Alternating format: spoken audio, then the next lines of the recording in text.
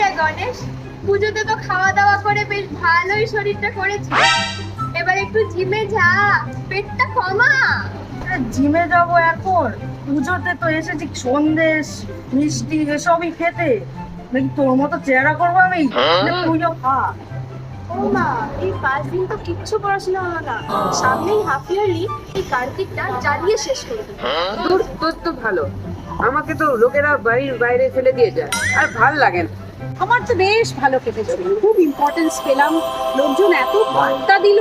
শুধু একটাই জিনিস খুব বাজে হয়েছে জানিস, বৃষ্টিতে সব মাটি করে দিল। কোনো ব্যাপার না, আসছে বছর আবার হবে। আরে সব থেকে ভালো তো অসুরের, ওই দেখ। কিন্তু আমার মুখের মধ্যে তারপরে মুষ্টির উপরে দিল। এই এই এটা হচ্ছে নাকি? আর বাকিদেরকে কিচ্ছু খাওয়াচ্ছে না, আমার মুখে পানি ঢুকিয়ে দিল। এই কি হচ্ছে বলতে? কিছুক্ষণ পর বসা এরকম ভাবে জলের মধ্যে ডুবে যাওয়া বলতো, এটা মানা যায়? এই এই এই ও মা!